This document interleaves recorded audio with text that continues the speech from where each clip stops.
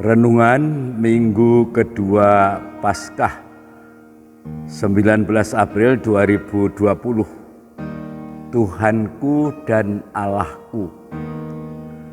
Saudara-saudariku terkasih, selamat jumpa pada hari Minggu kedua masa Paskah ini.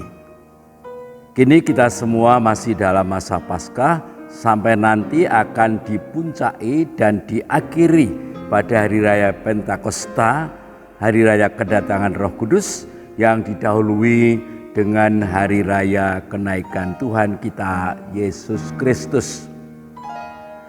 Hari ini kita bersama para rasul menabur kisah cerita sesudah Yesus dimakamkan. Yang aneh atau istimewa, maaf saya sulit membedakannya, adalah ini. Ketika Yesus ditangkap, diadili dan dijatuhi hukuman mati, tidak ada satu rasul pun yang nampak. Entah kemana dan di mana mereka. Kecuali murid yang dikasihi Tuhan yang bersama beberapa perempuan termasuk Bunda Maria yang setia sampai di bawah salib. Tahu-tahu mereka kok sudah berkumpul di senakel, ruang atas di mana terlaksana perjamuan malam. Sudahlah, yang penting kini mereka sudah berkumpul kembali sesudah tercerai-berai sebentar. Mungkin mirip pengalaman kita. Kalau kita keseripahan misalnya, biasanya sesudah yang meninggal dimakamkan, kita ngumpul dan cerita sana sini. Ada yang mengatakan, mulak noto seminggu kepungur kae bapak ngersake celana lan jas putih, ngendikane ben pantes mergo kene arep akeh tamu.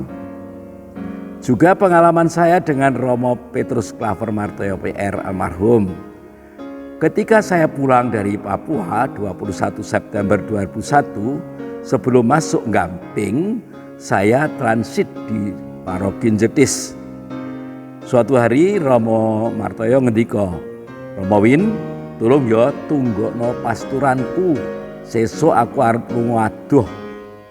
Waktu itu beliau sehat segar bugar. Tanpa babi ibu saya jawab, "Nggih Romo, siap." 3 hari berikutnya saya pamit mau usung-usung barang ke Gamping. Pulang dari usung-usung kok tahu-tahu Romo sudah opname di Panti Rapih. Dan hari berikutnya 26 September 2001 beliau meninggal dunia. Itukah yang disebut firasat? Saya tidak tahu. Dan sesudah Romo Martoyo dimakamkan, beberapa Romo ngumpul ngobrol-ngobrol. Saya juga cerita apa yang disampaikan Romo Martoyo kepada saya. Mari kita kembali kepada para rasul. Waktu itu tidak ada satu rasul pun yang ingat akan kata-kata Yesus bahwa dia akan wafat dan dimakamkan dan pada hari ketiga akan bangkit. Yang ingat malah imam-imam kepala dan orang-orang Farisi, karena mereka takut jangan-jangan hal itu benar-benar terjadi, maksudnya Yesus bangkit, apa yang dikatakan benar-benar terjadi, maka mereka minta kepada Pilatus supaya makam terus Yesus dijaga. Lihat Matius 27 ayat 62 sampai 66. Dalam situasi seperti itu, Yesus membimbing mereka untuk semakin mempercayainya dengan mengadakan beberapa kali kunjungan. Iman kita pun berjalan seperti itu. Dalam perjalanan yang kadang mantap, berkobar-kobar, namun kadang lesu juga, Tuhan selalu mengunjungi kita, entah kita sadari, entah tidak kita sadari. Dia hadir lewat berbagai macam peristiwa, kegiatan bersama, karya pelayanan, nasihat, rekoleksi, retret maupun kegiatan lain, bahkan mungkin hanya lewat jagongan gelenian, disertai ngerumpi sedikit-sedikit. Hari ini Yesus juga mengunjungi mereka ketika mereka lagi ngumpul. Secara garis besar, kunjungan Yesus yang tertulis dalam Injil Yohanes bab 20 ayat 19 sampai 31 kira-kira begini. Dalam perjalanan waktu setelah Yesus dibangkitkan yang belum 100% diyakini oleh para rasul, meskipun sudah mendengar cerita dari para perempuan, mereka tidak merasa kehilangan, bahkan justru merasakan kehadirannya. Semakin lama kenangan akan Yesus yang dulu pernah bersama mereka bukanlah hal yang terpenting lagi, karena kini mereka merasa menjadi bagian dari Yesus yang sudah bangkit. Lalu maksudnya apa? Saudara-saudariku terkasih, setiap kali Yesus datang, pertama-tama mereka tidak mengenalinya, malah sering dikira hantu. Pada saat seperti itu, Yesus menyampaikan salam, damai sejahtera bagimu. Yohanes 20:19. Suasana jadi berubah. Ketakutan berubah menjadi kedamaian dan keterkungkungan berubah menjadi penuh daya hidup. Apakah daya ubah Tuhan itu juga kita tanggapi dengan kesediaan kita untuk diubah agar hidup kita menjadi lebih baik? Monggo saja.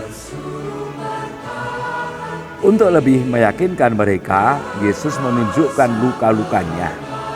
Yesus mau menyatakan bahwa Yesus yang ada di hadapan mereka sekarang ini sama dengan Dia yang disalibkan dan wafat 2 hari lalu. Mungkin mereka masih terbengong-bengong dan seakan-akan Yesus tidak mempedulikannya. Karena pada saat seperti itu Yesus tetap mengutus mereka dan memberi daya Roh Kudus dengan menghembusi mereka. Saat itu memang belum semua rasul berkumpul, sehingga masih ada yang merasa sulit untuk percaya akan kebangkitannya. Contohnya Thomas dalam Yohanes 20 ayat 24. Dia memang begitu. Dan ketika diberitahu oleh teman-temannya bahwa Yesus bangkit, dia malah mengatakan demikian. Sebelum aku melihat bekas paku pada tangannya, dan sebelum aku mencucukkan jariku ke dalam bekas paku itu, dan mencucukkan tanganku ke dalam lambungnya, sekali-kali aku tidak akan percaya. Namun ketika suatu saat dia ikut berkumpul, Yesus datang. Yesus menunjukkan luka-lukanya dan memberikan kesempatan kepada Thomas untuk menjamah dan memasukkannya ke dalam luka-luka itu. Yesus mempercayakan dirinya kepada Thomas dan dengan demikian Thomas mengenalinya. Apa yang terjadi kemudian? Sangat mengherankan. Thomas berseru, "Ya Tuhanku dan Allahku." Kata-kata yang sederhana, namun punya makna yang besar. Karena dengan kata-kata itu mata hati Thomas terbuka. Melihat Yesus itu berarti melihat Allah yang maha tinggi yang mengutus Yesus ke dunia. Kata-kata Thomas itu menggema dalam gereja sampai saat ini, karena saat elevasi, yaitu tubuh dan piala diangkat saat konsekrasi, banyak orang berseru, "Tuhanku dan Allahku, Gusti Kawulo lan Allah Kawulo." Sama dengan Thomas, kita mengakui bahwa Yesus adalah Tuhan dan Allah kita yang pantas kita sembah. Kemudian Yesus berkata kepada Thomas, namun kata-kata itu juga dialamatkan bagi para murid lainnya dan bagi kita zaman ini. "Karena engkau telah melihat aku, maka engkau percaya. Berbahagialah mereka yang tidak melihat namun percaya." Inilah tantangan manusia zaman milenial ini. Kita kadang lupa bahwa banyak hal yang levelnya masih duniawi pun yang tidak kita lihat dan tidak kita saksikan, namun kita percaya. Contohnya, coba apakah Anda pernah melihat mata Anda tanpa cermin di depan Anda? Tentu tidak. Tetapi kita percaya, buktinya kita bisa melihat. Lah sekarang Gusti Allah yang ilahi, wah janganlah ngoyo mau cari bukti. Nanti Anda akan stres dan bahkan berlanjut menjadi depresi. Dan kalau depresi itu tak terobati, Anda akan bunuh diri seperti Yudas yang stres, depresi, dan bunuh diri. Jangan begitulah. Tuhan telah menganugerahi iman kepada kita, dan iman harus terwujud dalam karya nyata seperti disampaikan oleh Yakobus dalam suratnya. Sebagaimana dialami oleh para rasul, begitulah kiranya panggilan perutusan pada kita, entah sebagai awam pengurus gereja, entah sebagai imam. Saat kita mungkin masih ragu-ragu, Tuhan mengutusnya dengan memilih kita lewat pemilihan atau penunjukan atau pentahbisan. Kadang kita masih bingung mau apa, bahkan kadang takut juga, apalagi menghadapi berbagai pembaharuan dan perubahan zaman. Tidak apa-apa, itu biasa. Namun kita harus tetap yakin bahwa Tuhan akan terus bekerja. Dia akan terus menyertai kita sampai akhir zaman, seperti dikatakan dalam Injil Matius 28. Siapkah kita? Maukah kita terus menjalankan karya perutusan?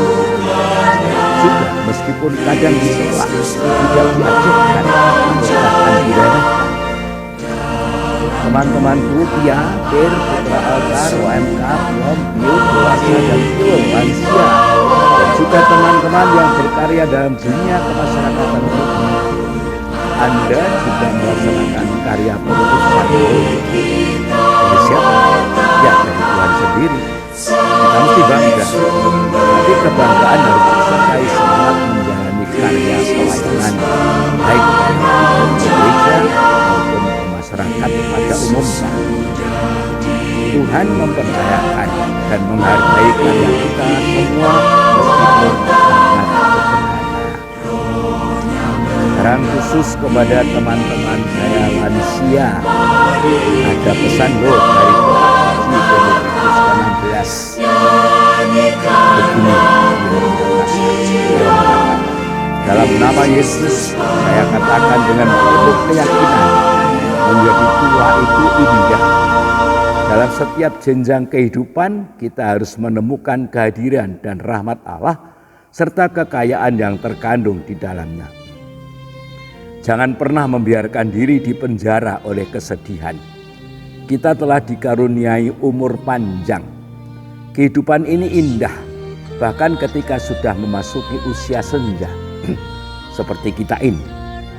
Meski harus mengalami sakit boyok, penyakit ini dan itu, serta keterbatasan-keterbatasan yang lain. Semoga wajah kita selalu memancarkan kegembiraan karena dicintai Tuhan dan bukan kesedihan. Ini saya kutip dari buku Usia Senja Nan Bermakna, refleksi tentang rahmat Allah dalam usia senja, karya Budiarmungsi Okar. Mengapa teman-teman lansia saya sapa secara khusus? Tanyakanlah jawabnya kepada bulan yang dadari di tengah bulan ruah ini.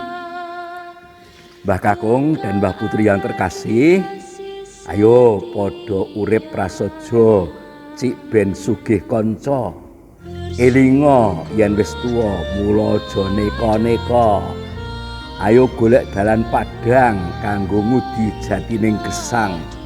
Mula senadyan pikun tetep urip sing yutun. Dadya guru sing pantes digugu lan ditiru.